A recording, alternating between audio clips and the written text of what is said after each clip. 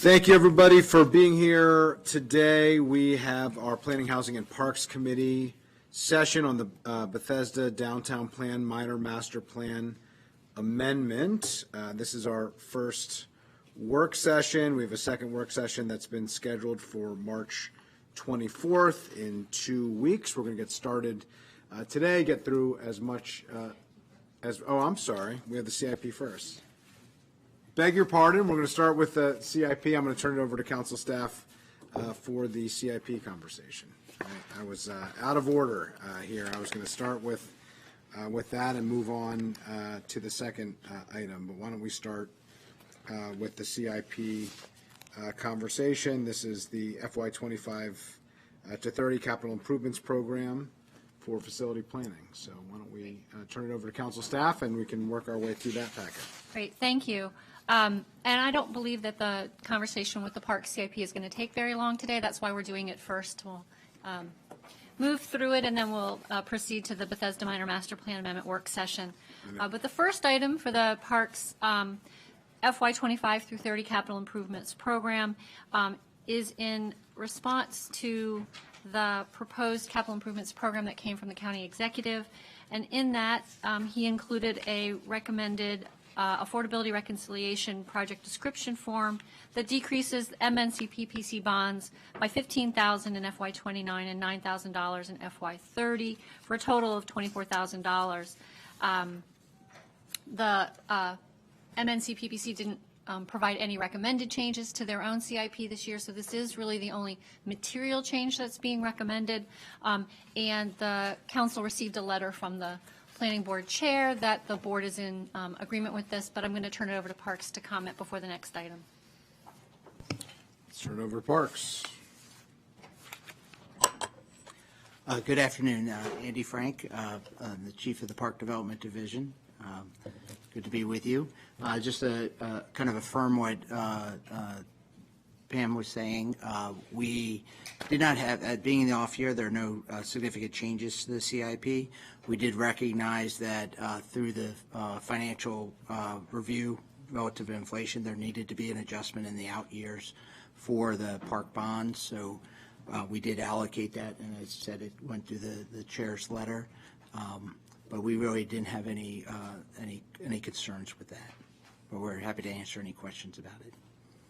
Okay, not a lot to add. We have a committee, council staff, recommendation. Anything else to add from council staff? No, the only thing I would note in the staff report, so you'll have a list of other projects that also could satisfy this out-year reduction, but the Planning Board has requested it from Park Acquisitions, which doesn't get to any of the level of effort work that's being done by the department, so that's a great choice.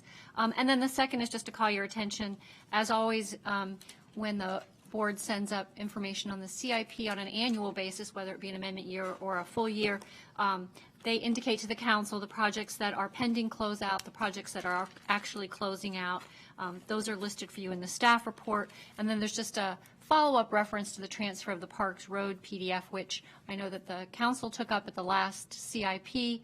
Again, that conversation really revolved around establishing that MOU with the Department of Transportation, and that's in the works. It's, I think the hope was that it would be done by now, and so that could get done during the CIP amendment process. Not quite there yet, so we will bring that to you when that's completed.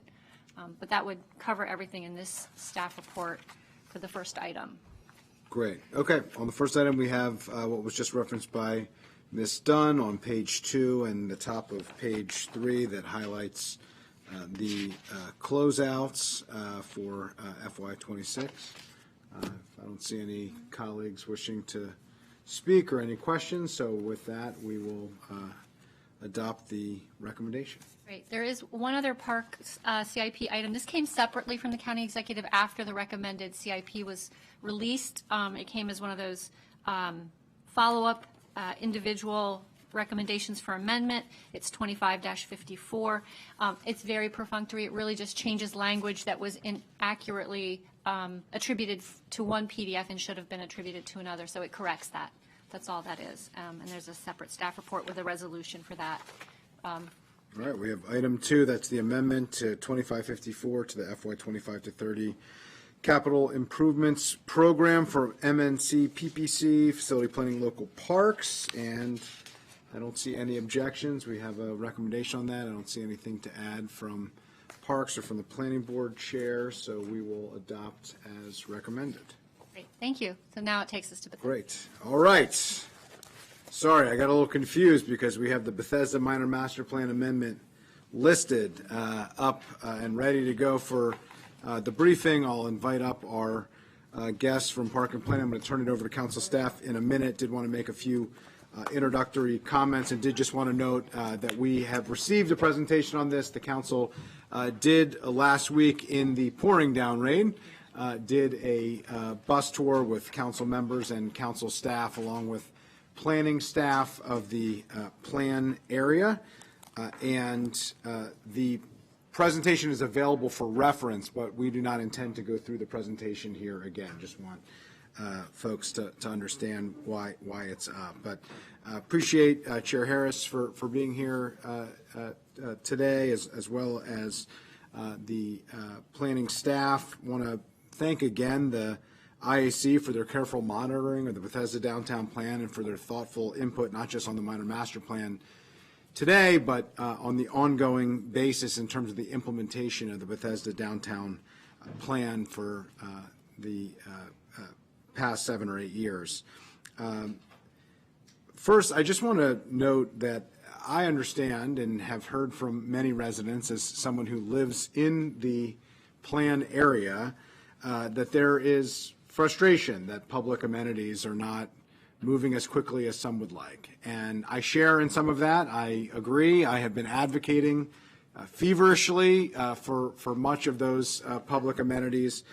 But I also want to note that we have seen a tremendous amount of private investment in Bethesda, amount of private investment that we would love to see in other parts of the county. And while there are opportunities for more public benefits and more public amenities, frankly, the public sector catching up to the private sector investment in a more significant way, the Bethesda Downtown Plan has been a success in the sense that it has generated a tremendous amount of investment, a tremendous amount of housing, which were key focuses from a public policy standpoint. We've seen new restaurants, we've seen new retailers, we've seen additional streetscape improvements and some multimodal infrastructure improvements and investments, some of which I personally benefit from and the community benefits from each and every day. We continue to be frustrated by the Purple Line, which we had hoped would have long been operational at this point. When it's complete, it will be a key part of helping us move forward with that new transit option to connect people to jobs and vibrancy. There's a park that is dependent on that opening, the Capitol Crescent Park, which is by Monamiga Bee and Landmark and Tacombe, the new restaurant, and will be a key aspect of this plan. It's not being held up based on our doing or based on Parks doing. It's being held up, unfortunately, based on the delay of the Purple Line. And there's quite a bit of other efforts that are underway. The Women's Farm Market continues, and there's been tremendous buy-in from the community, literal and figurative buy-in from the town of Chevy Chase, from Bethesda residents, working very hard with Parks and the private sector and the executive branch and Department of Transportation to work through what is a very complicated project, but will be a major benefit. It was the main stopping point of the bus tour.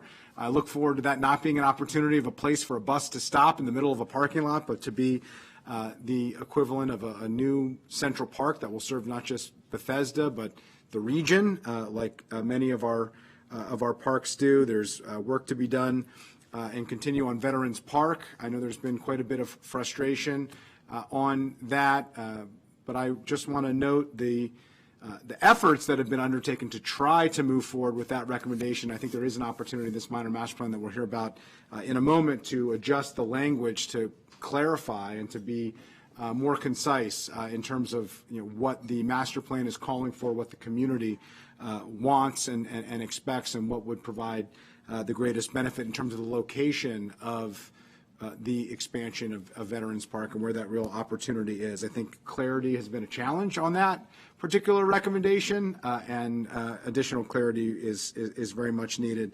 And then I know there's quite a bit of work happening in the Pearl District in acquiring some properties. That's expensive, it's complicated, it's time consuming, but I want to note that I know that's happening too. And I just want to highlight that we have taken the PIP and have utilized it in Silver Spring, where we have taken what we have learned through this process and actually are using it as a model in other places.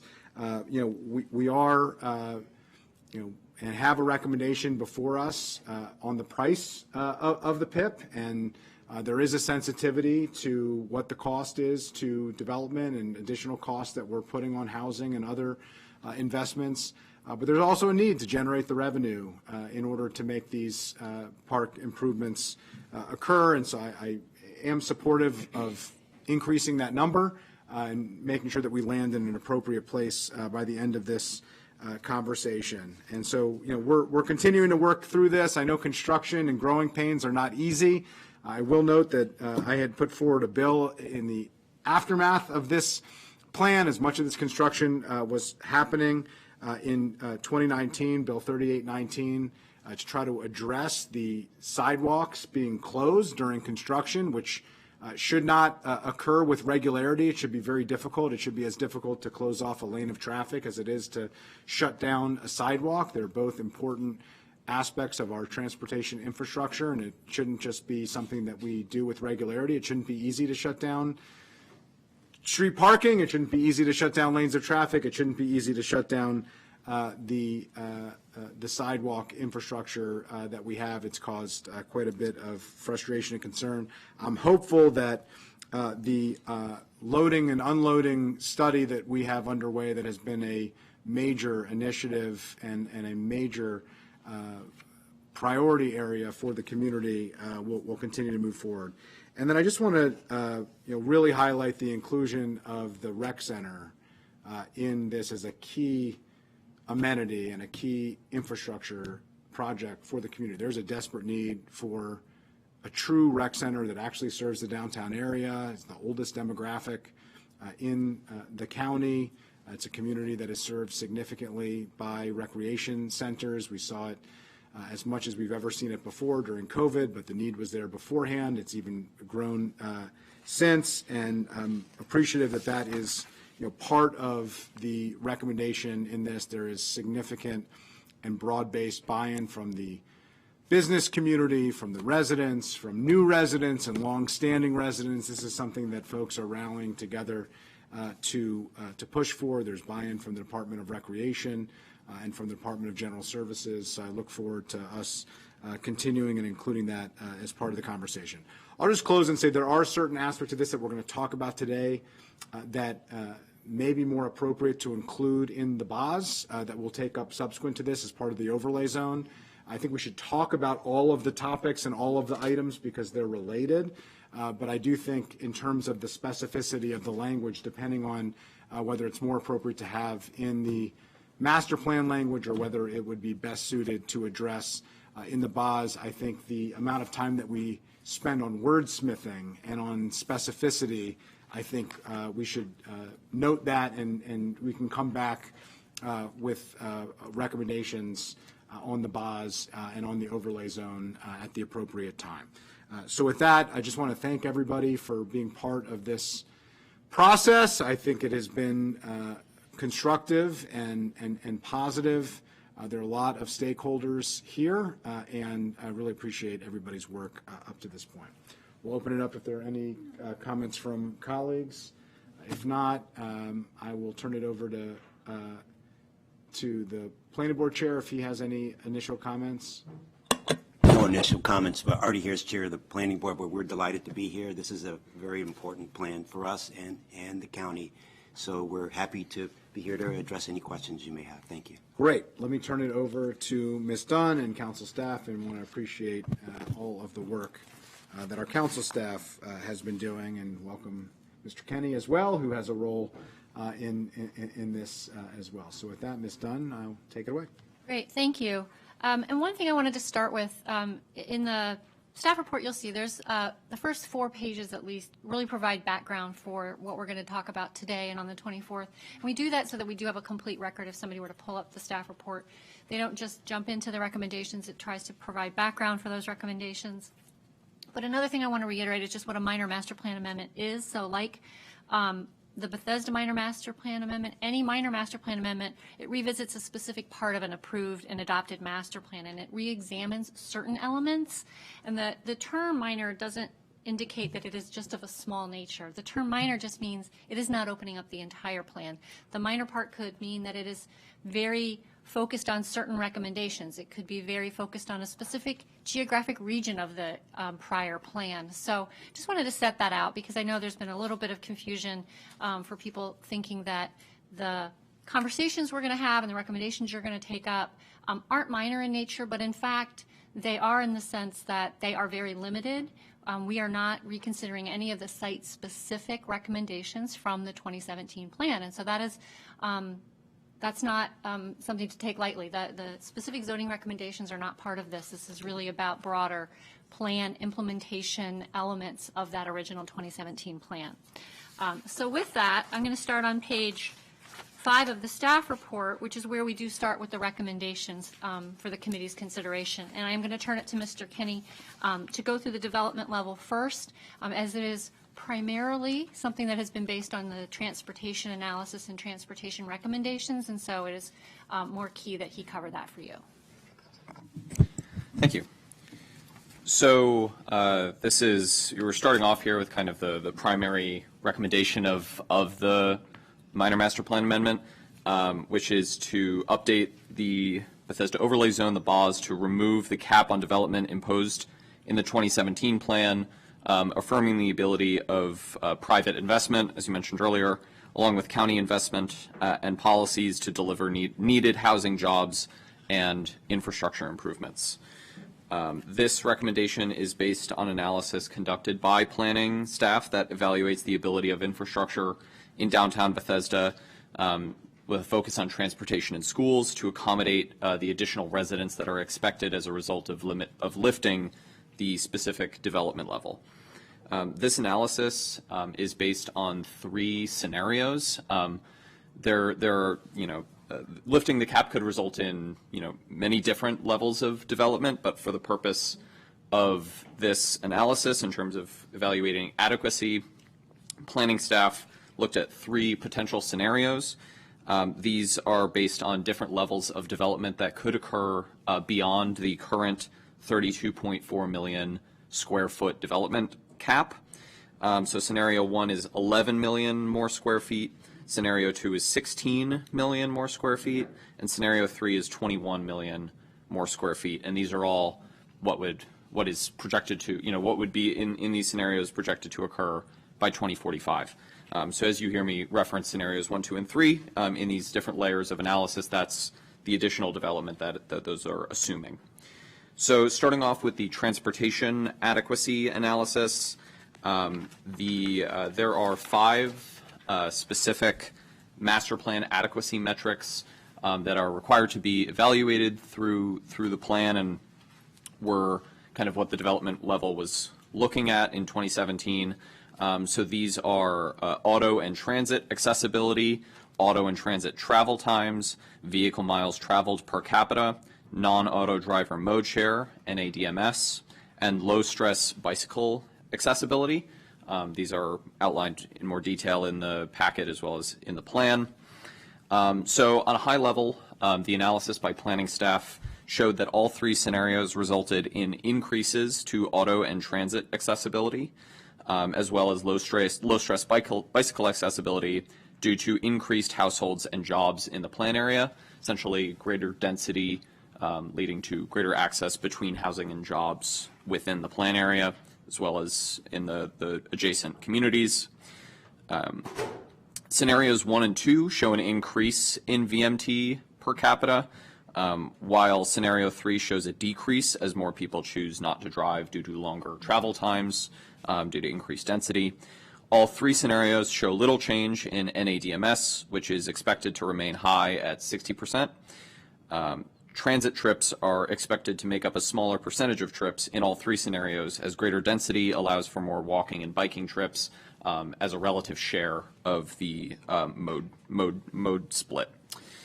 The packet reflects the packet shares the specific increases in auto and transit travel time, both of which increase under all three scenarios by a little under or over 2 minutes of increased auto travel time, and a little under or over 1 minute of increased transit travel time. Slightly more of increased travel time with the higher density scenarios. The complete results of this model are provided on page 13 of the plan, with more detailed figures on pages 8 and 9 of the plan attachments, as well as more data provided in the annual monitoring reports, which we'll get into a little bit more in the next section on the transportation recommendations. Any questions before we move on?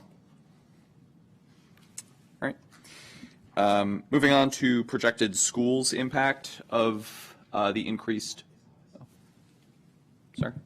Let me turn to Councilmember Jawanda. Just not quite sure how we're going through it, but I'll stop on. Yeah, I think this it's part. more on like the methodology and on questions of that. I think once we get through that, then we can ask Perfect. more So I'll wait. policy-specific questions. I'll wait.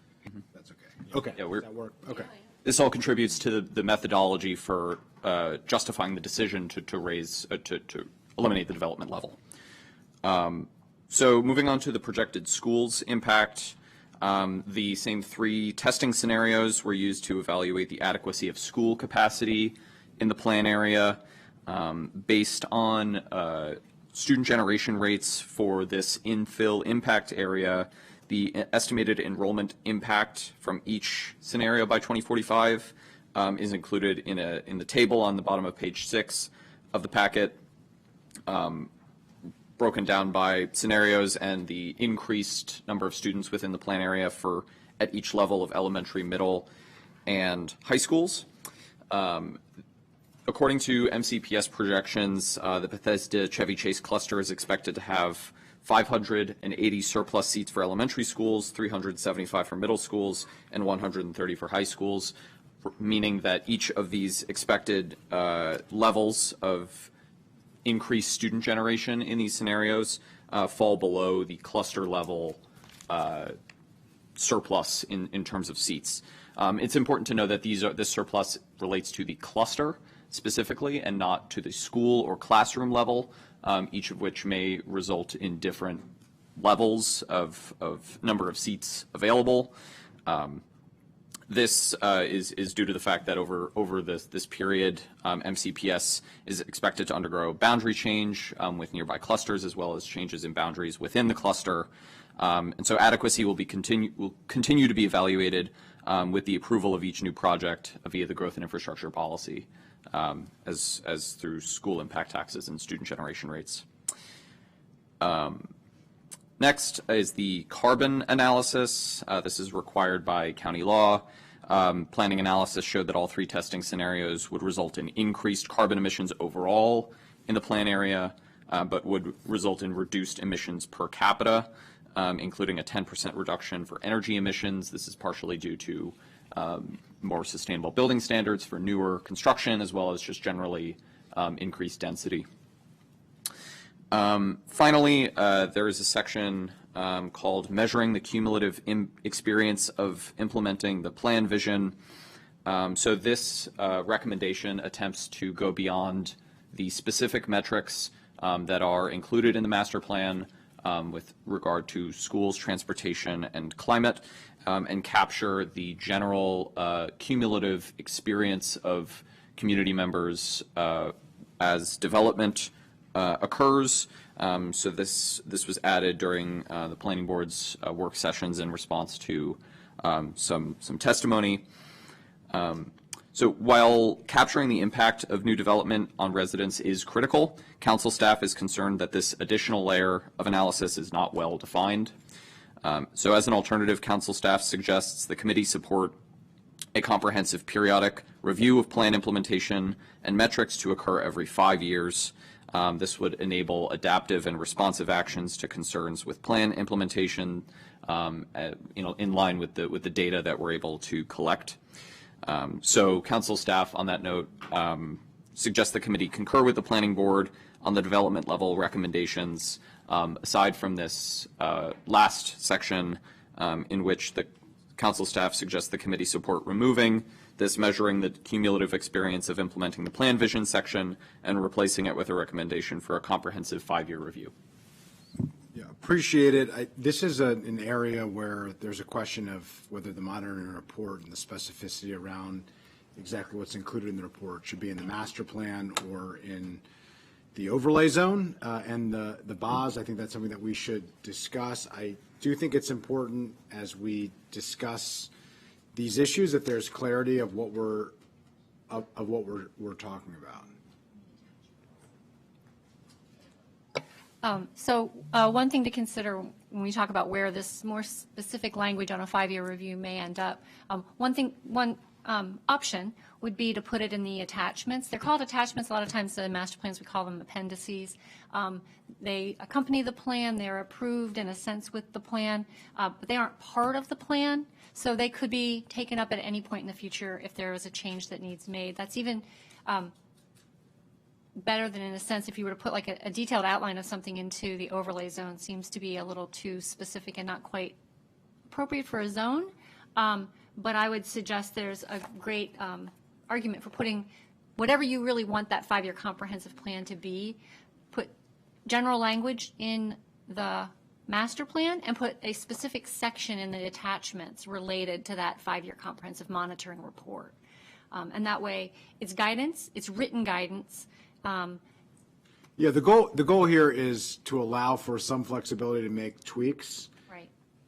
Consultation with community members, with the IAC, with planning. Things change over time. The way you monitor things may change. The methodology of the monitoring may need to be adjusted. We don't necessarily need to open up the master plan to make a change. I think that would be, a mistake. But we want to have something that's specific, and we want to have something that's tangible, and we want to have something that folks can turn to. So if the attachment is the right place to put it, I personally would yield to a recommendation from planning and council staff to come up with how best to do that. I will just note, this is really important, something I'm very interested in, something that we heard loud and clear from community members, from the IAC, with businesses and residents represented there, the folks who are most engaged in the implementation of the plan, that this is a very important thing that they think needs to happen. And so I do think it's a very important recommendation that we need to follow through on. I do agree that the measuring the cumulative experience of implementing the plan vision, while a valiant effort by the planning board, I think it's a shared interest. It is pretty ambiguous of what that means and what it would actually accomplish. So I do think that the council staff recommendation of changing that language and replacing it, I think makes more sense. I'll just note, as we think through what is in the appendix, the attachment, there was the advancing the Pike District 10-year review for the White Flint plan that was very positively received by those involved in that. It is something that I think really hit a number of the key indicators and measurables. I think that's something for us to take a look at and specifically take out and synthesize what makes sense to include here. Obviously, 5 years is different from 10 years, but I think it gives a pretty good roadmap. We have obviously the Bethesda plan monitoring reports, the annual reports. There are opportunities to improve and to strengthen that, but I think there's a baseline there to look at. And then there's the master plan reality check that was undertaken, something that many of us advocated for, and I and others pushed for. I think that provides a window into some of the opportunities for us to have a robust, comprehensive, serious, regular 5-year review. I think it's more significant than what is being done annually. And I think it's something that we can demonstrate very clearly of what we expect that to look like and what should be included. And if it's included in the attachment, I hear from council staff that that may be the most appropriate and reasonable place to put it, but I think it's important to have something very specific to point to that we could show to the community, to the IAC, to others who've advocated for this, that this is how we're going to satisfy that need.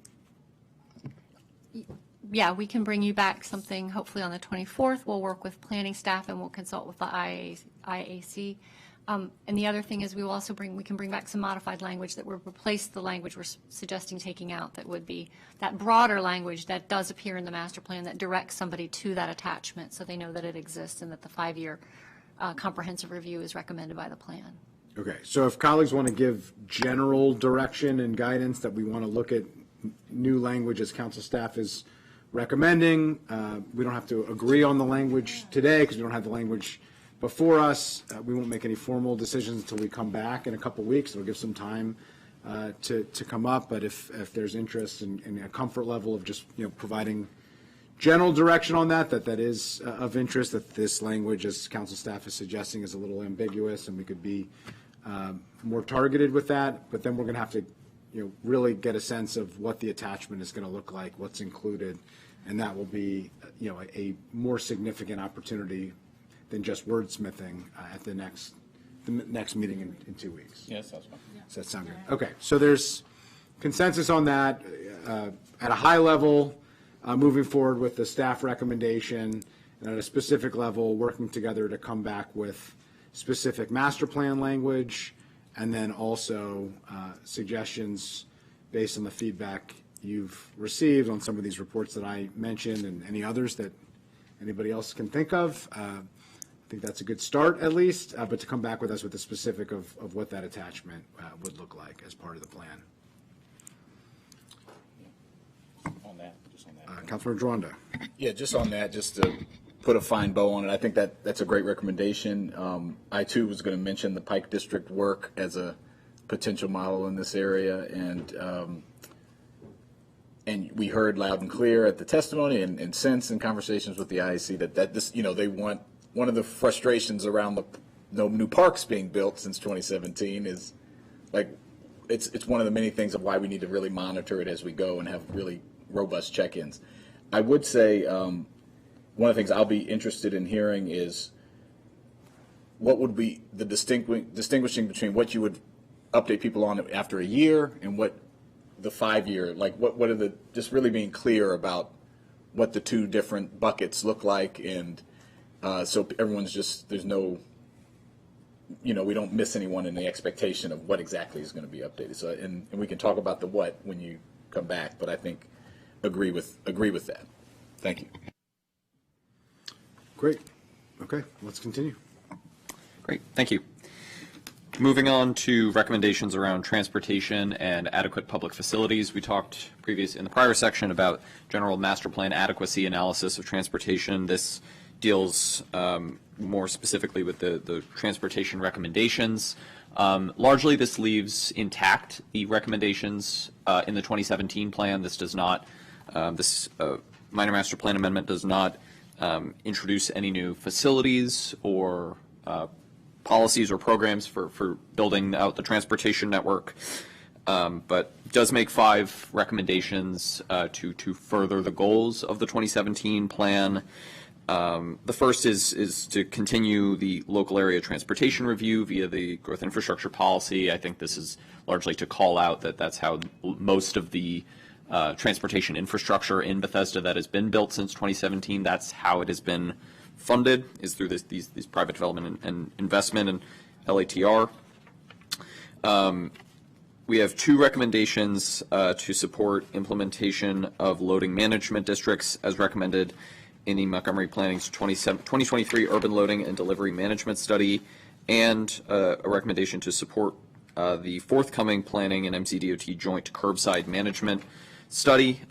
These are targeted measures to address specific resident concerns around inefficient loading and delivery practices with lanes and sidewalks and other transportation facilities being blocked. Yeah, I just want to reiterate, we passed a bill in the last council to try to address this. It has not been implemented as well as I think it should. There continues to be quite a bit of frustration with that. I think the loading and unloading study hopefully will provide some guidance, which is a separate but related issue, because loading and unloading is one of the obstructions. You know, shutting down a sidewalk because of construction is one major bone of contention and frustration in an area that has seen quite a bit of construction and development. And another is delivery trucks and, you know, drop off and pickup blocking entrances and, you know, blocking the street and you know, sometimes blocking parking spaces and sidewalks and other dynamics. So I don't have any language for a master plan for that. This is more of an implementation challenge that's not necessarily master plan related, but it is something that we need to address. And as we continue to urbanize as a county, as we continue to do more and more smart growth and infill redevelopment, these issues have to be addressed in a much more robust way than they have up to this point. Thank you. And much to that point, the fourth recommendation calls out the DPS's and MCDOT's roles in managing construction-related sidewalk closures and the importance of getting that right. And the final recommendation supports MCDOT's implementation of enhanced transit service connecting Bethesda to nearby residential neighborhoods and regional activity centers, including expanded transit support facilities needed to accommodate enhanced service.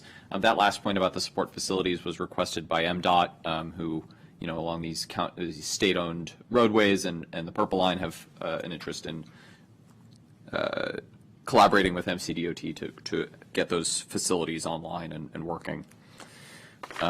So these five recommendations, while you know, important in addressing some targeted concerns, largely leave intact the multimodal transportation network envisioned in the 2017 plan.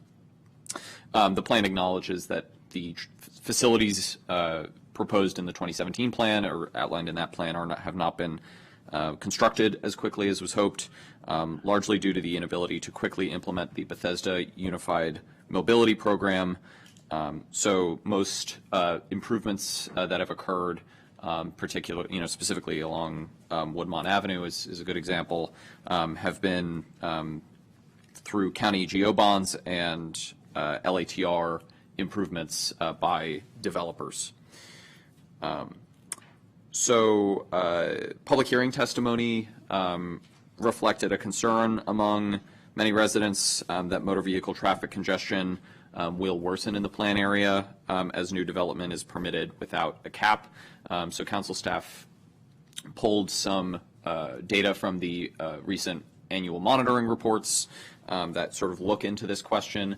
Obviously, the previous section we looked into some of the more, you know, auto accessibility and travel time, which, you know, are appear to be adequate as we, you know, move into these different development scenarios.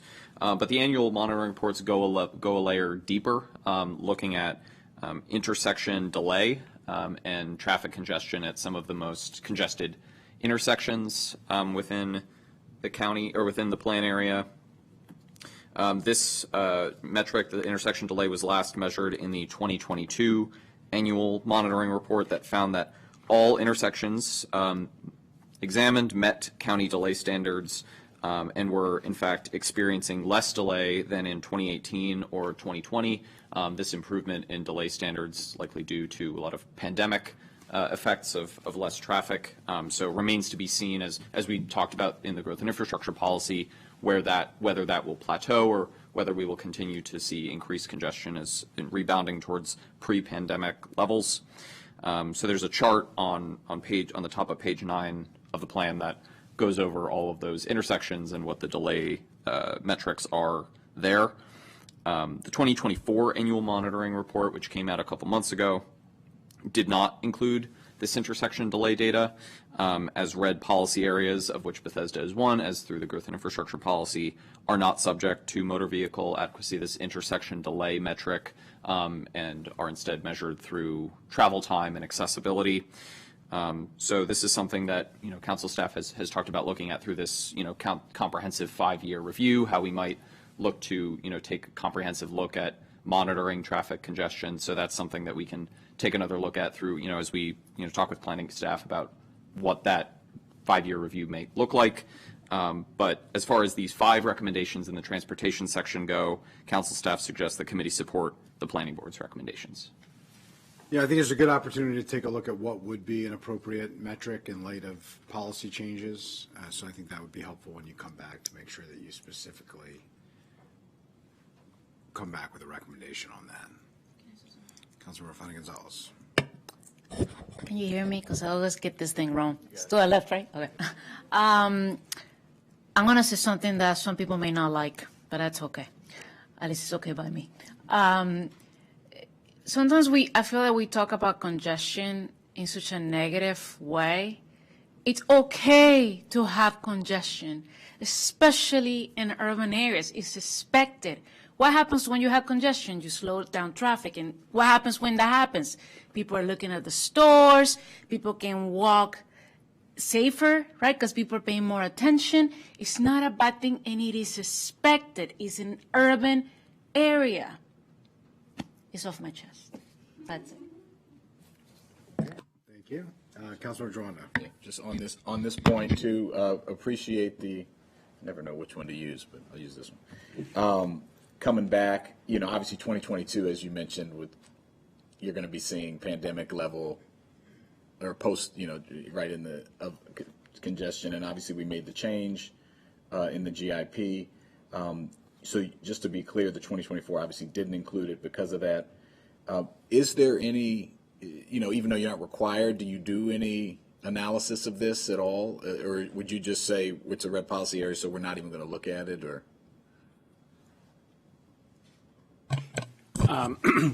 you see it as useful information to know? Yeah, and, at times, so with a lot of times we get these counts, for the record, Jason Sartori, Planning Director.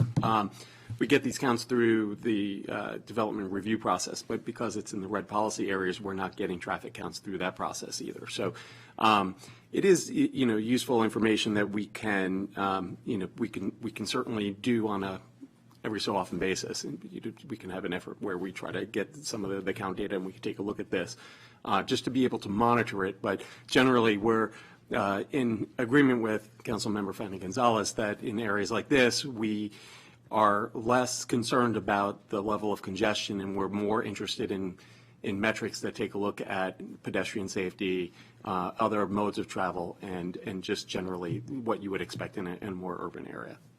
So, there was this big debate around in New York on congestion pricing.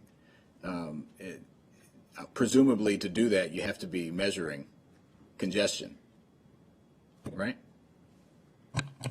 Well, the way those systems work generally, it's very similar to what we might have on Toll process. Toll, yeah, it's all tolling through, the.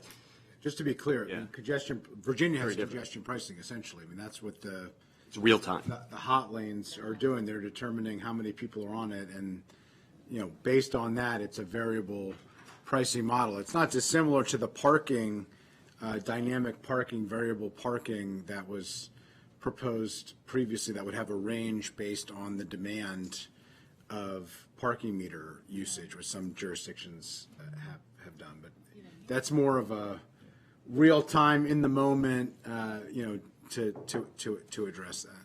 Certainly would be a data gathering method, but that's not, that is a real time, it's for the pricing piece.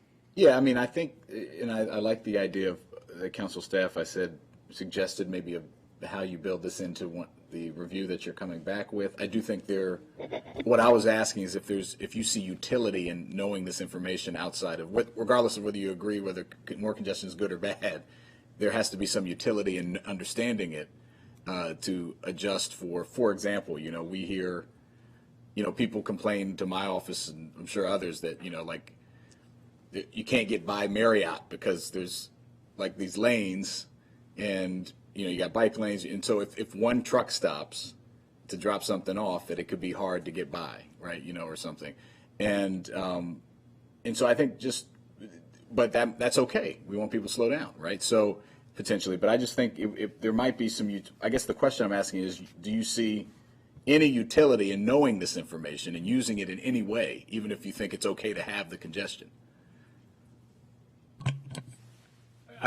We never really want to turn down data. We like data. It helps us be able to understand situations better, but it's not, it's not something that we feel is a priority in this area at this time. Okay. Yeah, and that's something, it might be, one of my questions for the CAP in general was going to be related to like the capacity for public safety vehicles. This comes up from time to time, right?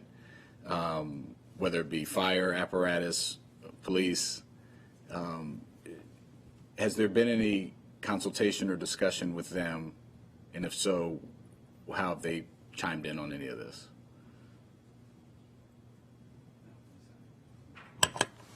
Good afternoon, Elsa Heisel McCoy, Chief I'm going to give you the hard question. Planning for the record. That's right. Everybody looks to the right. We stop at the park. It's until you can't go anymore. What do you think about this? So while for a typical master plan, we do of course consult with them for this minor master plan amendment. We didn't, but we can reach out to them. Okay. Yeah, I'd appreciate that. I think I recently met with the chief on a whole bunch of items. Some of this they weren't really aware. Fire chief, excuse me. So I think it would be helpful to check in and get some feedback, and that's also for for council staff. But yeah, I appreciate your feedback. And then just the chair brought up the delivery management study and curbside management study. I think again, just emphasizing, I agree with those comments that people are, that's something that we need to watch out for. People get very frustrated with that, but appreciate it. Yeah, appreciate that. And that is probably more closely tied with the specific Marriott example. That is a loading, unloading frustration and question more than anything. And so that plan is important, and the recommendations in that plan are going to be important, and that is part of this discussion. I will reiterate the point that I made earlier. Determining what the appropriate metric is important, and having a justification for what that appropriate metric should be. If it is not traditional congestion metrics, which is really the speed through which cars can make it through intersections, I will note this is a major conversation. You're hearing the rub to a certain extent among colleagues right here, that on the one hand, it is a frustration for residents who are trying to get to their jobs and get home to their kids, or pick up carpool, or do an errand, or wherever it is they're trying to get to, that the additional delay because of traffic congestion is a frustration. On the other hand, the standard of looking exclusively at speed through intersections to determine whether an intersection is failing or succeeding, particularly in an urban area where we are promoting pedestrians, where we are advocating for bike riders, where we want to have parents with strollers walking across the street in a vibrant community. Having cars go fast through those intersections is not exactly in line with our broader public policy. This is the rub of finding the appropriate balance and what is the appropriate measure and where do we land on that particular issue. I can speak to the fact that I have worked really hard with the District 16 delegation and District 18 delegation in and around this downtown plan area to slow cars down, to add traffic signals, to make pedestrian infrastructure easier and better, because you shouldn't have to fear for your life to walk to Bethesda Elementary School. You shouldn't have to fear for your life to go to the farmer's market. You shouldn't have to fear for your life to walk to your job. So I think it's important for staff to come back with what the appropriate measure is. I think it is necessary to have a measure. I think it is necessary to be accountable to that measure. I think it's important that the measures that we are using actually reflect the public policies that we have. And I think that's the key here, and I think there's an opportunity to adjust and update. We made changes after the original plan moved forward. And so it's a good time to reassess the annual monitoring metrics because we have made different calculations and different priorities based on balancing efficiency and safety. And that is the rub in all of these challenges. All right, so you're going to come back with that information. You heard from colleagues. We have the central rub here, but ultimately it doesn't appear that there are any objections to what was included in the transportation recommendations. So we will adopt as recommended. Perfect, thank you. The next section we're going to cover is the Recreation Center. And as we've already noted, the 2017 plan does have a recommended language related to sites for the viability of a recreation center, but mainly focused on the Metro Station area or the Bethesda Chevy Chase Regional Services Center, and that this master plan amendment has taken the opportunity to highlight this desire for the recreation center as a top priority, and then in doing so has included 4 recommendations that are at the top of page 10 to try to achieve that. These recommendations will also modify several tools that are created in the Bethesda overlay zone, so that'll again come to you during that review, which would allow the planning board to leverage their development review authority to more actively pursue the construction or at least dedication and or funding for a new recreation center. And with that, council staff suggests the committee support these recommendations. Well, I'm very excited about this. I've been working very hard on the rec center for quite a long time, since essentially the day I joined the council. I have been beating the drum for this and very happy that it is included as a recommendation and some of the adjustments to make it more plausible. I did just want to ask, Silver Spring has been used as the model. I have used it myself. It's a world-class facility. It reflects the public-private partnership. That's actually a public-private partnership. And I think ultimately that is going to be the best model here, whether it's public-private or public-private. I think there's, opportunities to collaborate county government with public agencies and private developers. I think there's an opportunity for the county just to directly work with private developers. I've had a lot of conversations with community members and with businesses and others to try to push this forward. In Silver Spring, was there a need to increase the height? I'm just curious if that was needed in order to make that project viable.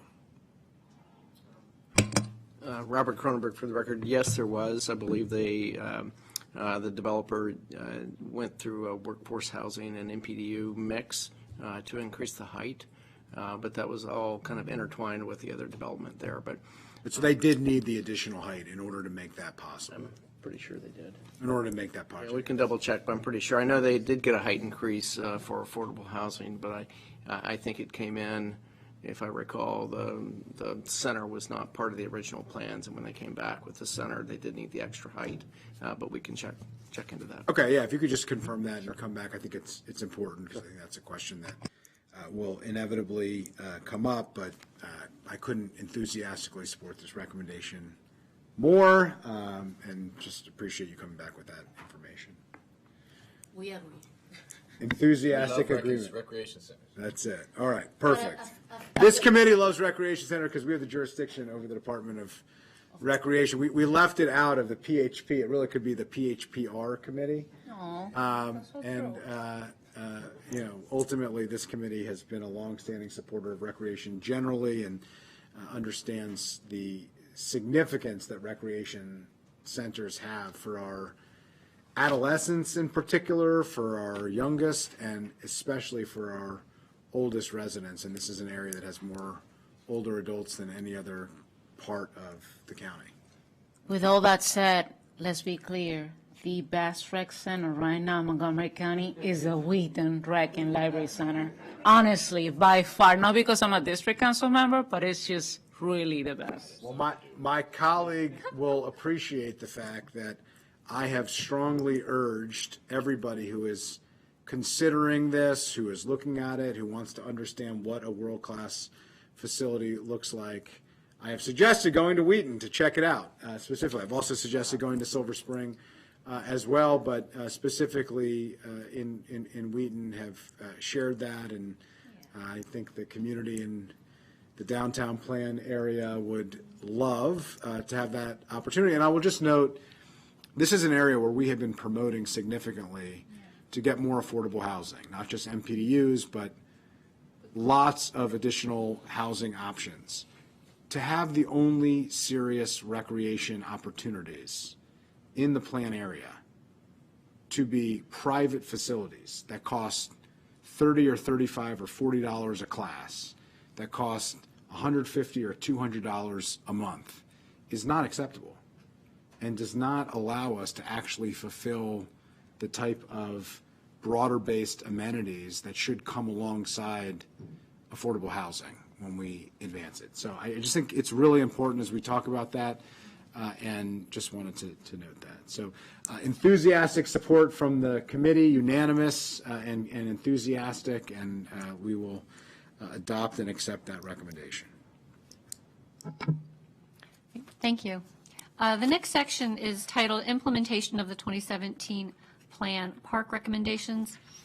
And the minor master plan amendment supports the recommendations in the current plan and talks about refinement of implementation strategies that might be necessary to adapt to changing conditions, such as the purple line construction, status and schedule, development opportunities and challenges, and anything that's been learned since 2017. These strategies may include providing interim uses on newly acquired parkland when feasible and appropriate. That's pretty straightforward. The next one, though, is the one material refinement to the minor master plan amendment recommends, which involves the Veterans Park Civic Green. As you heard on the tour and as you witnessed, the idea is now to be a little more pointed in saying that the expansion of that should occur to the west side of Woodmont Avenue rather than between Woodmont Avenue and Wisconsin Avenue. And Parks is here to talk about that, but I think everyone seemed very supportive and understood that the challenges being had between Woodmont and Wisconsin make it likely that this will occur on the west side. Yeah, let's turn into Parks on this, but I'll just note I think this is a really important and helpful change. I've had lots of conversations with community members on this. There's quite a bit of frustration, and I think clarity is key here, and this clarity will help. But if you could explain how the clarity you believe will help and what this change would mean, I think that's important. I also will note one of the dynamics here, this site was discussed in the context of the need for affordable housing in one of the most centrally located areas of the downtown Bethesda plan and public open space. And during the master plan process, none of the three of us were part of that conversation. There was a change to double and triple down on the affordable housing recommendation and to frankly de-emphasize the parks recommendation. There are very good reasons why that committee and council ultimately decided to do that, but that was a change, and it did, and I think does, have an impact. So this is an opportunity to adjust the language to be more specific about the location, but also to recognize that there was master plan language, and that master plan language did emphasize the 25% affordable housing MPDU requirement, and did, in the end, as a result, de-emphasize the open space parks recommendation here. And I just think that context is important. With that, let me turn it over to. Yeah, Mitty Figueredo, Parks Director, for the record, and yes, I agree with everything that you just described, Councilmember Friedson. We've also, in the intervening years, have had a lot of conversations with the community. We've had a lot of opportunities to think through the practicalities of where and how we can deliver on the Veterans Park Civic Green recommendation. There is a very successful public open space that exists there already, and we think that building on that successful open space is probably the best way to deliver on this recommendation over the medium and long term. And we think it also provides just more clarity and direction for parks, more clarity for the community to understand what might happen there eventually, and also for developers in the area who are looking to develop on the block that's across the street from the recommended location that we're looking at now. Appreciate that. Councilmember Drawando. And could you just be clear, so the recommended location is where again, cross streets? So it's across Woodmont where there's already what looks like a park. It's not park owned, but it's a Veterans Park on that corner there. Yeah. Currently referred to as Veterans Park. It's correct. Montgomery Park's property. And it's a successful open space, and we think that at some point expanding on that, taking advantage of the energy that's already there is probably the best way to deliver on this park recommendation. Any other lessons learned from how we got here? Just reflecting on the process. The Parks Department took a risk. Tried to do something innovative here that would hopefully leverage a park on the block that's across the street and acquired property there to try to make that happen. Ultimately, there were a lot of factors in play. The development didn't ultimately move forward there at all. I think we don't want to not be a department that takes risks to sometimes try to make things happen. But we have to recognize that in taking a risk, sometimes, things don't shake out the way that you expect them to. And you want to be nimble and have an open mind and be creative and ready to move on in a different direction. I appreciate that candor. Obviously, as was expressed by the chair, people, were frustrated that this money that was set aside went to that and it didn't go forward the way we wanted. But I'm happy to hear that there's a robust commitment to let's find something that can work. So appreciate the candor. Yeah, thank you. Appreciate it. There's shared interest here in moving forward with this recommendation, and everybody wants to see that happen. I think we can look to the past and relitigate that. I think it's important that we look to the future. I think that this exercise in master plans and minor master plan amendments is about the future. And I think this language adjustment to make very clear of what we expect and where the greatest value would be is really, really important. I think it does make sense in terms of leveraging what you've got. We already do have public space. This is an area where every Veterans Day I speak at a huge, one of the largest Veterans Day commemorations right at this site and lay wreaths in this community, where if you go out on a nice day, you will see lots of people having ice cream and coffee and lunch and gathering in that facility. It's an area that gets activated by Bethesda Urban Partnership and becomes spillover for summer concert series and other opportunities. So there is already a demand. We already see the importance here and expanding that. And I will note, we saw the benefit of the streetery during the pandemic. We have opportunities to move forward with some of that master plan recommendation and the thought process of more pedestrian-focused Norfolk Avenue.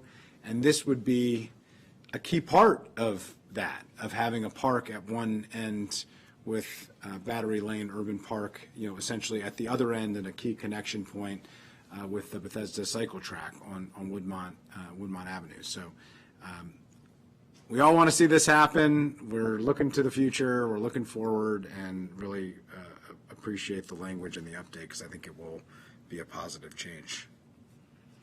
So without objection, we will accept that recommendation.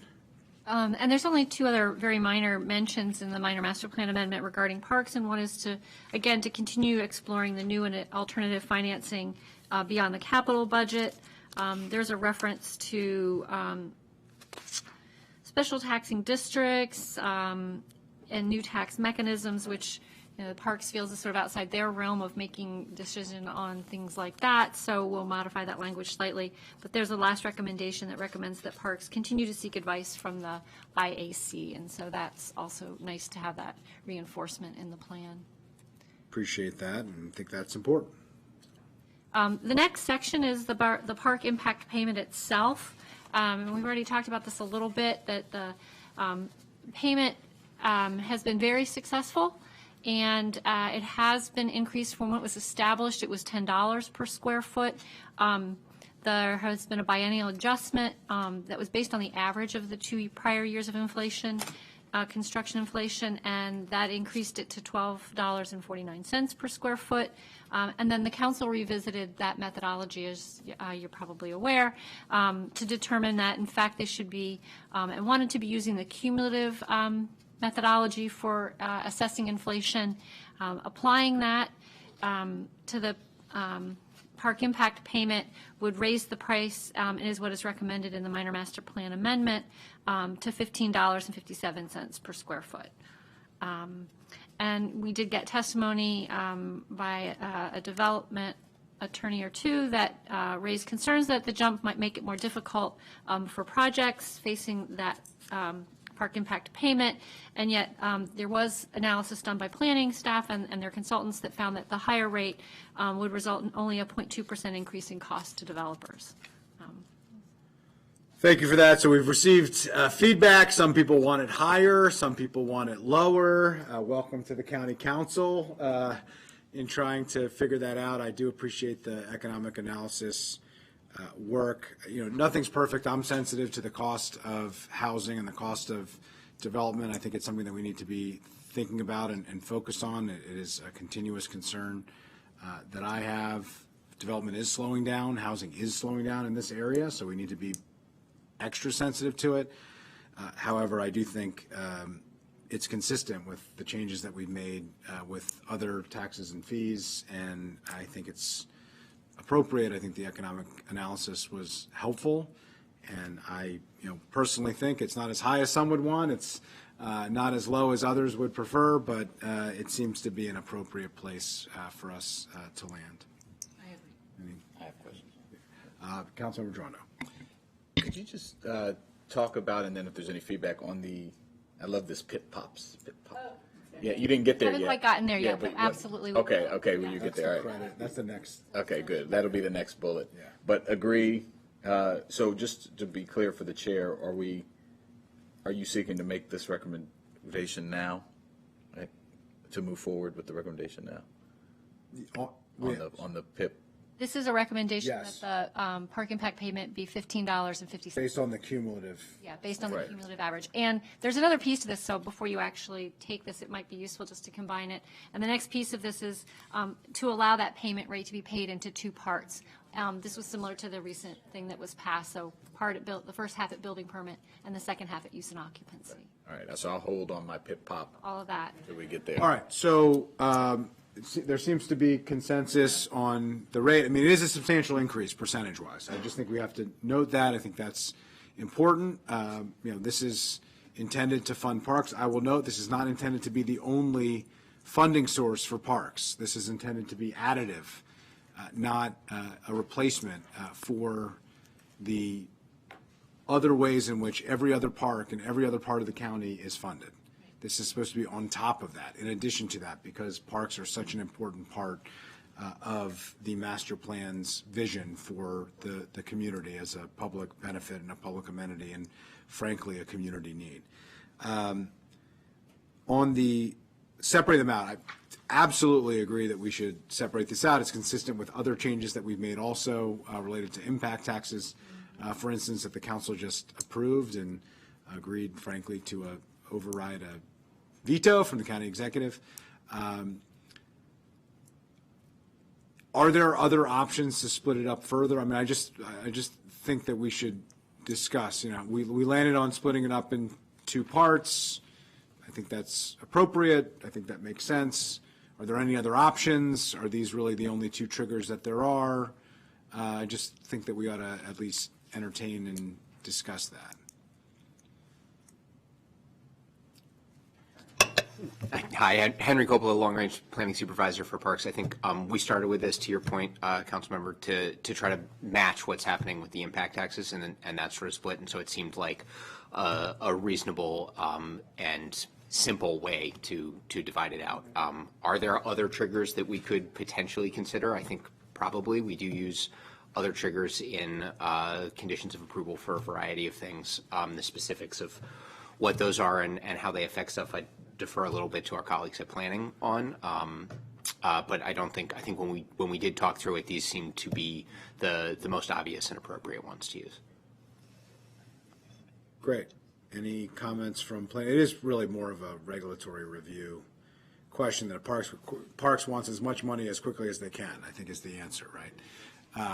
Understandably, but willing to split it up in a reasonable way in order to not prevent the fees from coming in, because we want development to happen, and that's what creates vibrant urban parks, vibrant urban areas. But regulatory review question. Mr. Kronenberg. So I think it's appropriate when we look at the regulatory review, we look at kind of what teeth do we have in terms of when to collect the fees, the funds, and it's either usually a first building permit or a stage during the building permit process, or use and occupancy. Beyond that, it's really difficult for us to have any kind of mechanism in place or a tool in place to collect any kind of fees. So these are really the two appropriate times to do it, and splitting them up would be. This is most consistent with impact taxes and the most obvious tools and triggers to utilize. We think so, yes. Okay. Great. Agreement on utilizing that and splitting it up.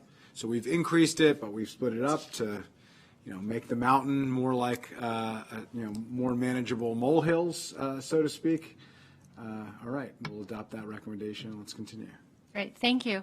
And so this is the one that Councilmember Joando was mentioning. There's a third recommendation here, which says to allow the current PIP reduction for dedicated open space to apply to land designated in the master plan as recommended open space, but that a property owner makes publicly accessible as a privately owned public space, or POPs, under the conditions approved by Montgomery Parks and the Planning Board, which include maintaining the POPs to Montgomery Park standards and ensuring public access. And the council staff comment here was, in reading that, it wasn't clear to me whether the dedication reduction for the park impact payment would be the same for a privately owned open space, or the dedication would be given a greater reduction, and so I open that up. All right, well, let's turn to Parks to explain the thought process here. Let's not focus so much on how the language reads. I think that's the second part of it. Let's start with what was the intent of the language. Then we can get into some questions and comments from committee members, and then we can see what makes sense to move forward with language. So for us, from a policy standpoint, our general preference is to receive parkland in dedication that we are able to then control and hold in perpetuity for the benefit of the public. But we recognize that there are sometimes particular developments that have a particular set of circumstances where, to a developer, it might be preferable to do a privately owned public space, a POPs. And the question is, what kind of credit, what kind of PIP credit should a developer under those circumstances get? We want to continue to incentivize, wherever possible, to the greatest extent possible, the dedication of parkland under the master plan. But again, in recognition that that might not always happen, we understand that some kind of PIP credit should still accrue to the developer. It just should not be 100%. That is, that would take away the incentive then to dedicate parkland to us. Please. Just to add to your point and question on sort of the intention in the language here, and we had some similar conversations with staff and with the planning board about how to word language and the concerns that we would have about, to Director Figueroa's point, that the POPs and full parkland dedication are different. And the intention is to recognize that and not to provide the exact same type of reduction. There's an existing reduction currently in place for full parkland dedication, and this would be this language and recommendations looking to add the ability to use that tool for POPs as well for PIP reduction. And we think the point from council staff is well taken, that we could go a little further in the language here to make it clearer that a POPs and a full parkland dedication are different, and to make it clear that the intention is that those be different PIP reduction amounts or tools and not a direct equivalent. Great. So just to summarize, the intent is one, that dedication is the preference, and having a policy that reflects that being the preference, so the two not being equal per se, but a recognition that POPs are still better than nothing. So there should be, and significantly better than nothing, can be a huge public benefit. In fact, there have been significant parts of strategic plans that Parks has been part of to identify and recognize the value of POPs countywide. So finding language to tailor to that. I will also note this is another example, maybe even better example, not in the addendum, although I'll yield to council staff if the addendum is a more preferable place. But this seems to be an area where more specific, but maybe not totally specific language in the master plan would be appropriate to reflect what was just shared here. And then coming back during the BOS overlay zone question for much more specific language that would be implementing language may be appropriate. So I would open that up for thoughts and feedback while you're noodling that. And I have a couple other thoughts on this specifically, but I want to turn to Councilmember Jawando to ask questions here as well. Thank you. Appreciate the clarification on what you were trying to go for. And I think that answers part of the council staff question of, which was posed in the packet of, did you want it to be the same level? You're saying no, you want it to be, we're not saying what that level is, right? You don't have a suggestion today on the actual, like what the difference would be? We have proposed language that responds to council staff's question. Okay. You have it right now? Yeah, we've shared some language that doesn't give a specific reduction, but does make clear that it shouldn't be the equivalent of the credit that's given for a full parkland dedication. Yeah, I think that's appropriate at a minimum. Obviously, we've dealt with this with other spaces that are deemed to be open to the public. I'm thinking, I used to work at Discovery Communications, and while not a park, if you know that space that's adjacent, there was a lot of back and forth about that this would be publicly used, but it really wasn't. It was gated, and there's an entry point, and you could kind of get in, and it was really just where we went to eat lunch, and it wasn't available to the public. And so I just would want to be clear and make sure the language reflected that it actually would be a public. And I think there's some in here about that you'd have to approve the way it happens, and I don't know if we should give a reduction, but I'm open to it, but I'm sensitive to that point in particular, that it's actually an open public space. Definitely, and that would be something that could be handled through conditions of approval. I will say, while we prefer full parkland dedication, a well-designed, privately owned public space that's subject to very, very carefully thought out conditions is better than no public space at all. So.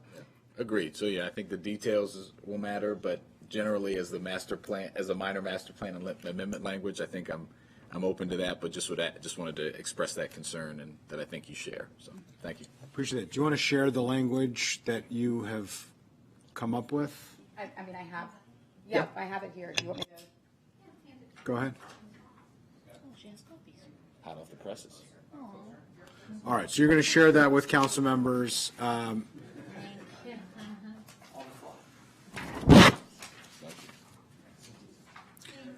right, I would say, there's quite a bit here. I think it's more language than colleagues are going to be able to. I believe the amendments are the part in red. At the bottom. Yeah.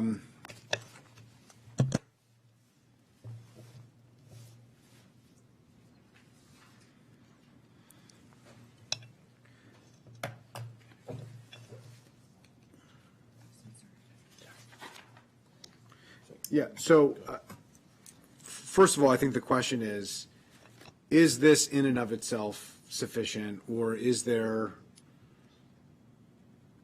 an opportunity, would it make sense to adopt some language similar to this? It might not be this exact language. We can wordsmith it, and we'll have opportunity to review and come back and finalize it. I don't think we necessarily need to wordsmith it today, but this is a good starting point to address council staff's recommendation. We can have some back and forth conversations and feedback from council staff and council member and committee staff on that. Is there a benefit to having specific language, more specific language in the BOS, in the overlay zone? I mean, if you are going to have more specific language, the Bethesda overlay zone would be the place to do it. Because in fact, if for any reason in the future it's not working, you can do a zoning text amendment to change it where we can't, you shouldn't want to have to open up the master plan for something that small, so. Yeah, my suggestion is that we do that we take this up, we include language in the spirit of what was presented here. We can wordsmith it later. We not go into any further detail than that in the master plan, because any change to that would require reopening another minor master plan amendment, which I think is probably more rigorous and cumbersome than would be appropriate here. I do think, and we're coming back right after this process to do the BOS and the overlay zone to implement what we're talking about here. I think that would be an opportunity, and I do think talking about it alongside would make sense.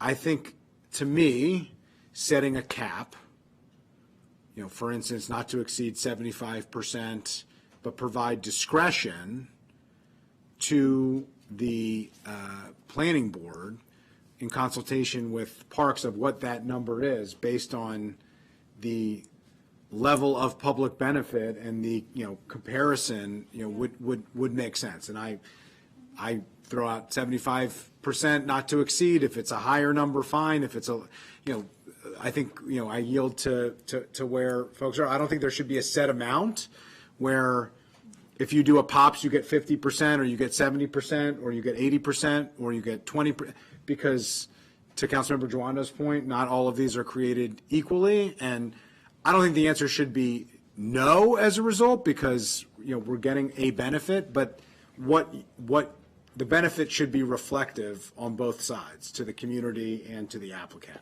And so providing that level of discretion of where it lands, that you can't get nothing because you're doing something and you should get credit for doing something, but you don't get everything ever because it's not as good as the full dedication. We're not getting control of the land, but you're getting something that is reflective of what the actual benefit is. To me, that's what I would personally like to see, and hopefully we can come back with an understanding of what that might look like, although we won't adopt the language of that until we take up the BOS and the overlay zone. So I think I understand what you're saying, a maximum of 75% of that total credit that would otherwise apply to a public parkland dedication, but with some flexibility for the planning board to make the specific determination. Yeah, so if the planning board 75% of the credit. Exactly. Okay. And if there is a higher number that you think would be appropriate, or a slightly lower number that you think would be appropriate, I think giving ample.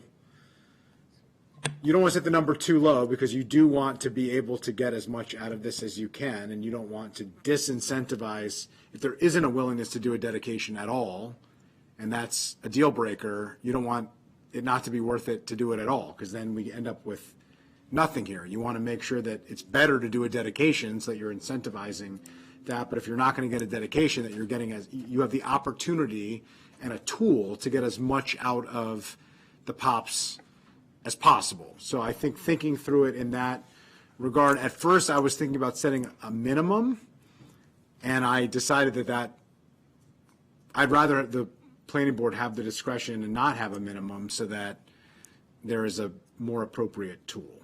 Yeah, Chair Friedson, that's a great suggestion, and we'll come back to you with specific language, but I think that's a great suggestion to have some discretion. Councilmember Joanda. Yeah, and when you come back, it would be helpful to know, just to see a real life example of what how this has been used, like what it called, like just what, maybe a couple examples of like what it is, so we know what the PIP is, this exemption is for dedicated land, just so we're doing it in the context of, because the 75%, it sounds great, but I don't have a concept of how meaningful that is in dollars and in the project. I agree that I think the not to exceed is the right approach, and then probably some standards that you'd have to think about of what the situation I described, like if it's like not really available, or if it's small, or if it's not, like, is that, do you get, you could give someone 20% credit or 25% credit, or if it's like a really robust space, you get the whole 75. So I think there would need to be some level of standard that you would need to develop over time, but yeah, generally I think that sounds right, and that would just be my ask too when we come back when we get to that point. Yeah, I appreciate that, and I think I think it's good to look at what has happened before. I do think it will change based on if there is a standard that we're setting up here that didn't exist before. You will generate different outcomes by nature if you're providing a credit or not providing a credit, if you're not providing a full credit. We are incentivizing and disincentivizing certain behavior, which will naturally just change what we get. I also think it would just be helpful how you envision this is the type of POPs that would get the 75% amount. This is the type of POPs that would get the 50% amount, and this is the type of POPs that would get 25%. For instance, in consultation with planning staff and the planning board, I think that would be helpful for us to just process and know to make sure that we're comfortable with that. And I do think it would be helpful, the two things that I heard here and that I've heard in general about POPs. One is public access should be a key standard. Do you have a gate that's not open? That's not particularly accessible. It might be a public space, but if it's a public space that's only open 1 hour a week, that's not, particularly helpful to the community when they need it. The other is identifying community needs. Like, does it satisfy a master plan recommendation? Is it identified in parks? Community assessment needs, what is being delivered here, because not all park amenities are created equally as well. And I don't think it has to be direct. I think the planning board's discretion is going to be important because each one of these projects and each one of these communities, based on each one of these site plans, is going to be different. And I think providing that discretion is a key part of the implementation here. But having some basis, I think, as Councilmember Jawando is noting, I think it would be important of what is the consideration that the planning board is going to base this off of, without it being you get 2 points for this and 1 point for that, because we've seen with public benefits points and others that that's not always the best way to get the best public benefits on a project-by-project basis. Does that seem reasonable? Yeah, I think that sounds great. We can definitely work on bringing that back. And I just want to underline the point that was being made a couple of times in the conversation, that this is a really useful tool, and that the intention of it and the way it's written, and the one time that we have used the full park plan dedication reduction, is that this is a tool that incentivizes providing above and beyond the public open space. So the reduction is really a tool, and having that extra tool to incentivize an even bigger POPs in the same sort of way that we can incentivize an even bigger parkland, is a piece of fully dedicated parkland is very useful. And that it does, to your point, Councilmember, it is currently restricted to have to be a public open space that's recommended in the plan already. So that piece is already baked in, and there are, like you mentioned, a lot of other things that we can keep working on to continue to make it even more robust.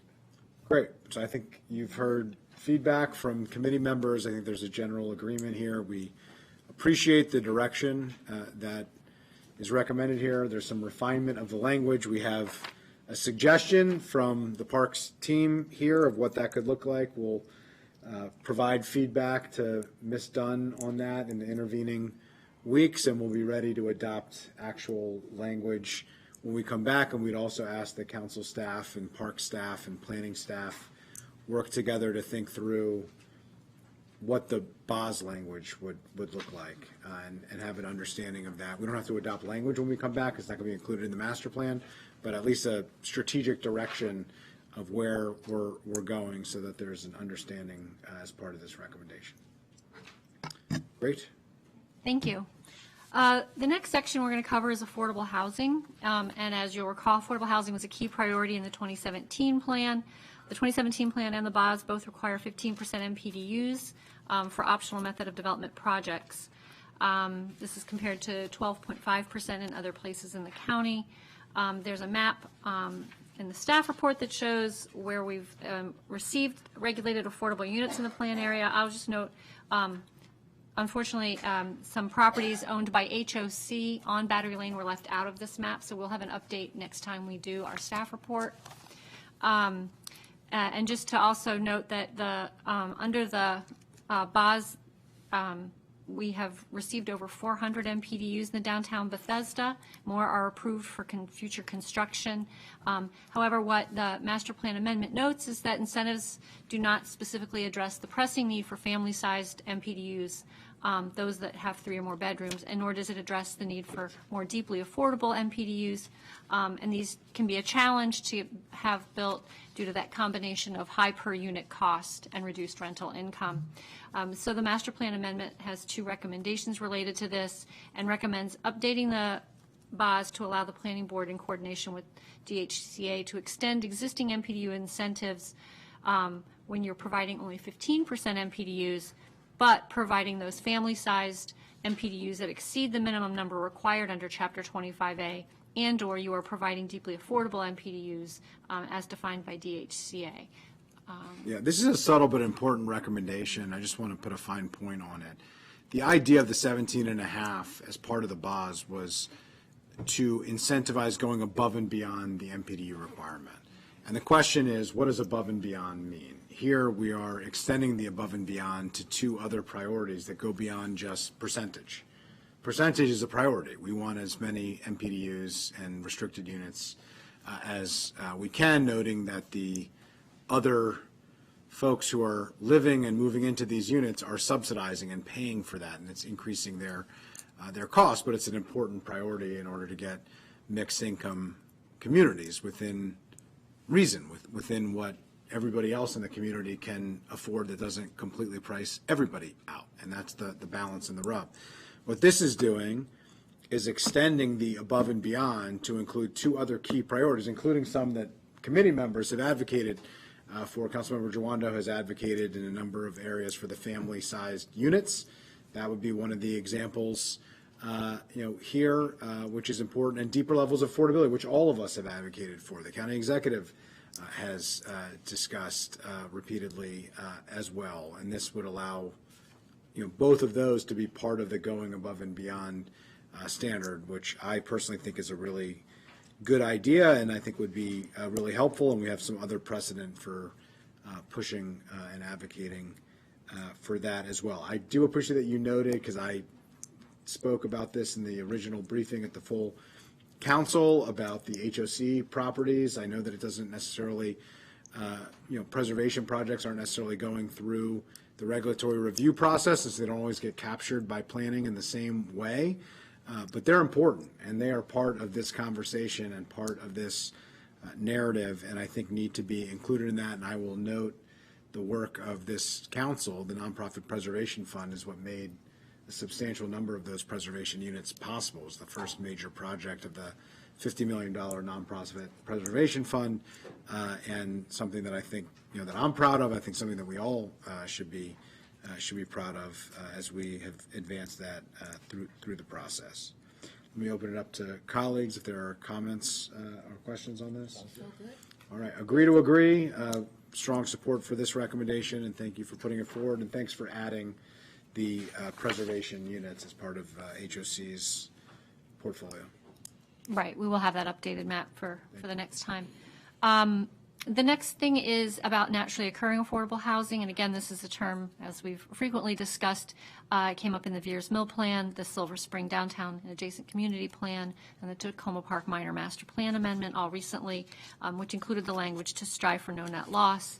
And the language that the Minor Master Plan Amendment here for Bethesda would recommend is very similar, that it would be to strive for no net loss of naturally occurring affordable units within the larger redevelopment, particularly in conjunction with the recommendation regarding the family-sized and deeply affordable units. And again, I think it gets to that trade-off of whether we're getting more and more numbers versus are we getting something that really benefits a certain segment of our community that we find don't always get as much as the peer numbers would imply. So council staff suggests the committee support that recommendation.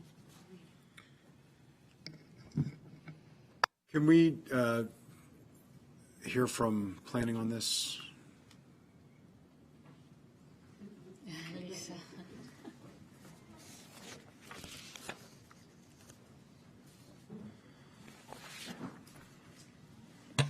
Lisa Gavoni, for the record. So this has been a really important recommendation that has been included in several recent master plans. We think that it's really important to have this conversation here because we are seeing redevelopment in Bethesda of some of these properties, or at least approved plans to do so.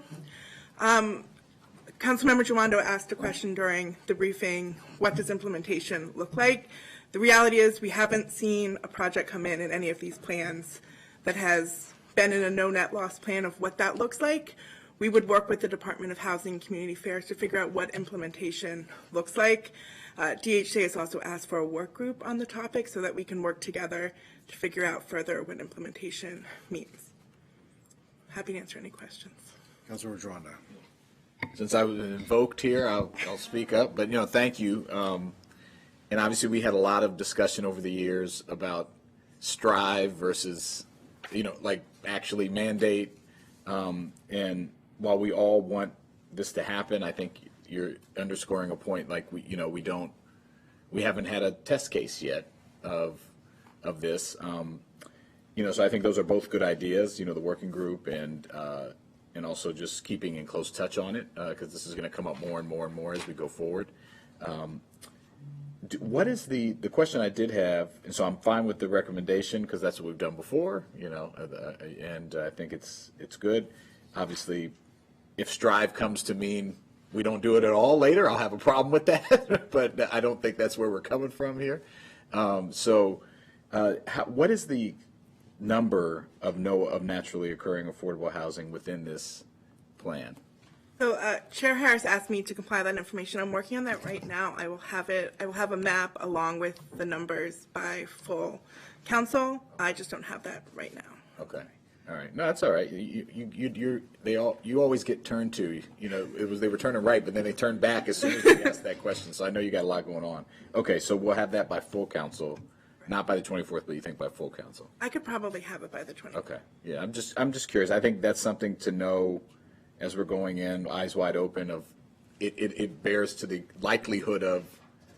It helps to give us a context in which how do we make sure this happens, like the striving actually happens when we know how much we're dealing with. So, yeah. All right. Awesome. Thank you. Okay, so we will move forward with that. Hopefully we'll get the information by the 24th if possible, but we would prefer that. Thank you for your work on that. Let's move on to the height incentive area. Sure. So also related to affordable housing in the 2017 plan, MPDUs in general in the county are allowed to exceed their height to the extent that they need to provide those MPDUs. In the Bethesda overlay zone, there's a provision that supersedes this, that you have to be located within the height incentive area to receive that additional height. And this was done really to protect some of the very small-scale single-family housing that really does abut the downtown area in Bethesda. And the height incentive area map is shown on page 14 in the staff report. And you can see that what was excluded, and we saw this on the tour, it was referenced. There's a few block area that is to the east of Arlington Road between Moreland Lane and below Montgomery Avenue. During the plan development, at the planning board, it was added that there was a recommendation to include this area that had been excluded from the height incentive area map to now become included in that height incentive area. You'll see the adjusted map to show what this looks like on page 15. I know that there could be a discussion of whether we agreed whether height should be or not be allowed to increase in the plan. I will say that this is not a mapped height, so at least it's not violating the planning board's message that they did not increase the site-specific height. This isn't a site-specific in the sense that it was mapped height, but it would be increasing height for this height incentive portion of the BOS. So with that. I appreciate that. I'll just note, we've been involved in a number of different conversations that have been occurring over the last many months as this has come up, even before the decision to make this a minor master plan amendment, which I do think was the appropriate process for us moving forward with this question. I think has allowed for much more public engagement and discussion as we needed. I will say that there were a number of conversations. This recommendation did come at a significant surprise to the community. There were significant numbers of conversations that occurred with staff that occurred with my office, that were relayed to the community, and there was a specific question of whether or not the height incentive area would be included as part of this recommendation. It was shared that it would not be included as part of this recommendation. It now is included as part of this recommendation. I understand that there is a process that the planning board has the right to make any changes as they wish. But from a process standpoint, even though I philosophically agree and would love to see affordable housing here, would have loved to have seen it, frankly, in the original Bethesda downtown plan, I'm concerned about the integrity of the process when we made certain commitments and shared certain information with the community about certain expectations for what this master plan amendment would look like and what would be included and not included, and then it was changed, and there really isn't adequate opportunity for them to even weigh in to the planning board, because understandably, because they were told it wasn't included and it wasn't in the staff recommendation, they did not go to the planning board and state their case and share why they didn't think it should be included. So for that reason, I'm not particularly comfortable with this, even though I personally philosophically think if we were starting from scratch and deciding the height incentive area of what should be included and not included, this is an area I think should be included, but that's not what was shared, and I think there's a process concern that I have here that I'm not sure I'm comfortable moving forward with it. Don't know if there are colleagues that want to speak to this, or if planning wants to speak, but as noted, it's not a philosophical concern, it's a process-based concern, but I think the process is important, and that's ultimately the issue for me. But let me see if there's any comments from planning and see if there are any comments from colleagues. Yeah. So thank you for the backstory. We didn't know that story then.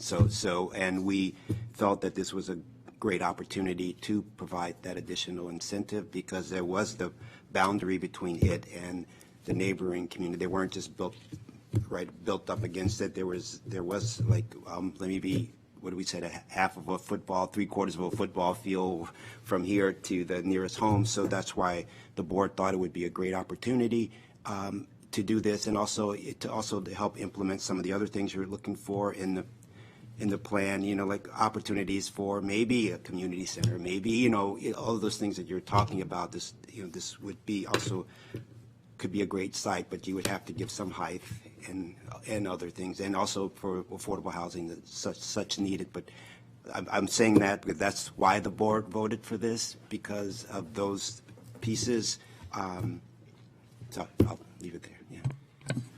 I wonder if if the committee is interested in the concept but is concerned about how this came to be in the draft plan, if there could be some compromise language or some consider language that could be added instead of the plan saying that it recommends expanding the height incentive area to Arlington Road in this area. Instead, because this would have to be implemented through a zoning text amendment that would change the BOS. And I wonder if it could just be that the plan recommends studying the potential expansion of. And that could then ensure that there's a more thorough process before such a change would be implemented. Appreciate that suggestion. I would ask that you come up with specific language and share it with us, and then we can come back on the 24th, if there's interest from the committee members, and I haven't heard them weigh in yet. But I would personally, just speaking for myself and not on behalf of the committee, would entertain language that you shared and decide in light of that language of whether or not it would satisfactorily address the process concern.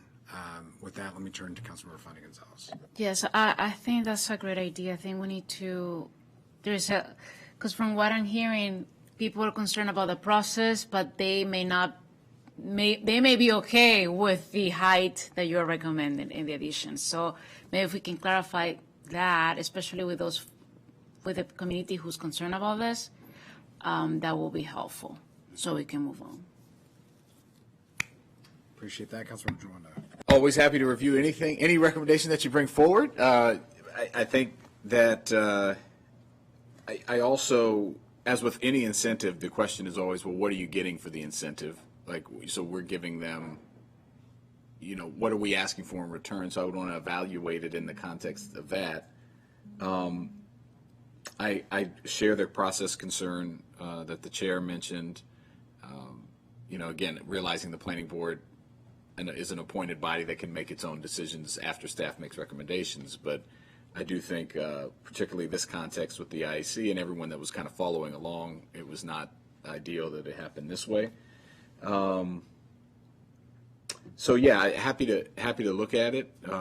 But could you just talk about, maybe this would be a good time to just ask this question in addition to looking at what you bring. So your thought here was, what would this, let's just state exactly what this would do. If we could, maybe council staff. Sure.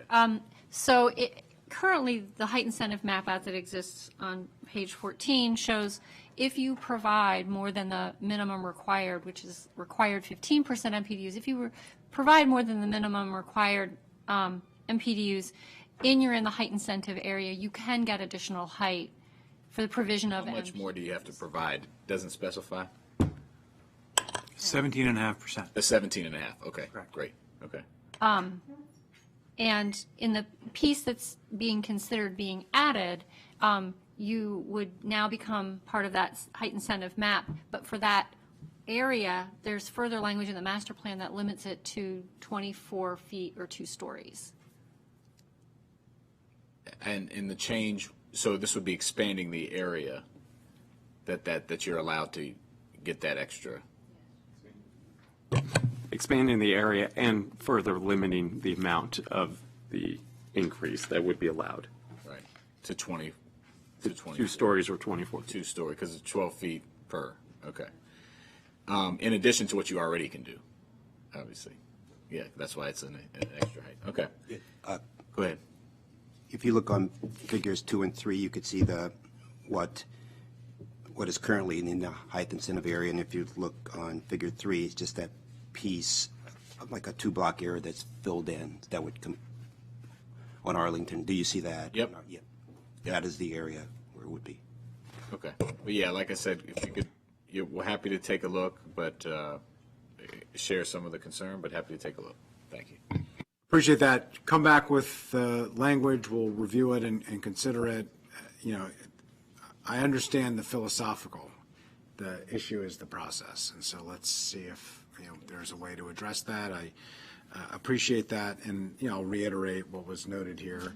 These are single-family home structures, but they actually largely house businesses in this area. So, obviously, that may or may not be relevant to folks, but I do think it's important to note and to mention. So, I go to some of those businesses there. There's some nice ones there. I do too. I walk by this area every single day. If anybody knows what is being discussed here, it's me. This is my regular walk every weekend and most weekdays. So I am very, very aware of it.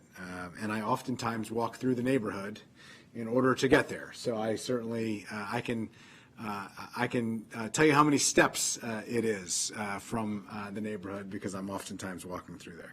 All right, well, I appreciate the suggestion and we'll review it and we'll take it up in 2 weeks. let's move forward. All right. The next section we have are all the additional modifications that are really related to the Bethesda overlay zone. We can walk through these step by step, or we can bring these back next time with. Yeah, I think we should bring them back next time. I think we have a number of things that we're going to return on that is language that will be taken up ultimately in the BOS. I think it will seamlessly work in that conversation next time. So I think this is a clean place for us to end. So let me turn it over to the planning director if he has any comments here, but I think before we go into each of those item by item, I think this will work well with the return items that we have for next week. Thank you. I just wanted to circle back on something, a conversation we had earlier. We have folks back in who are paying attention to what we're doing here and are feeding us information on the fly. I did want to clarify. So the 2024 Bethesda monitoring report we did conduct the traffic counts and we did calculate the delay. What we didn't do was compare it to a particular delay standard. So the delay standard had been 120 seconds delay, and what we're saying, because we don't do that, set that standard and compare to that standard we don't do it for development applications. The question of failure, the Exactly. question of adequacy doesn't exist because we haven't set a standard to determine But we did capture failure the data. adequacy. So collected the data. The question is it appropriate to set an adequacy standard if we've decided that that's not a standard we think is appropriate for this area? And that's a question that we can have, and or whether we should or shouldn't have that, whether that makes sense or doesn't, or whether there's another alternative standard that we should be using, which is something that I'm interested in having our council staff work with planning staff and getting feedback. I think that would be helpful as well, because there could be another standard that's more appropriate to an urban environment that reflects our safety goals as well as our transportation adequacy goals. Yeah. If I just add, thank you for the live update. If it's not super onerous, I would love to just see the apples to apples comparison, even if we're not going to use it. Because we had one in the packet that did use that old one, it would just be good to look at and just to know where we are. And if we move to a different standard, which is more appropriate given Vision Zero and everything, I'm open to that. But let's add that as part of the packet or an addendum to the packet for the 24th, because you have the data. It's already available. Yeah, it's in our actual. So let's just snapshot it. Let's include it in the packet. Well, the monitoring report was a staff report. We'll send you the link to it. All right, we'll follow up on that. It'll be either included in the packet or as an addendum to the packet for March 24th, so that it's available to the public and to council members and to staff. With that, we'll come back with item 7 and the BOS and all the follow items from today. Appreciate planning and park staff and the planning board chair and council staff and colleagues. And with that, we are adjourned.